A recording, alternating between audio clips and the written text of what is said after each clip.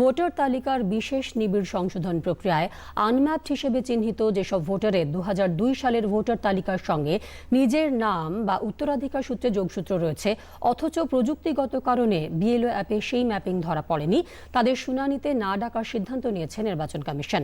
রাজ্যের মুখ্য নির্বাচনী আধিকারিকের দপ্তরের পক্ষ থেকে জেলা শাসক তথা জেলা নির্বাচনী আধিকারিকদের কাছে পাঠানো নির্দেশিকায় জানানো হয়েছে, ২০০২ সালের ভোটার তালিকার পিডিএফ থেকে তথ্য রূপান্তরের সময় অসম্পূর্ণতার কারণে বহু ক্ষেত্রে যোগসূত্র পাওয়া যায়নি, অথচ সংশ্লিষ্ট ভোটারদের ক্ষেত্রে ২০০২ এর ভোটার তালিকায় নিজের নাম বা বংশগত যোগসূত্র স্পষ্টভাবে নথিভুক্ত রয়েছে এবং তা সিইও দপ্তরের ওয়েবসাইটেও প্রকাশিত।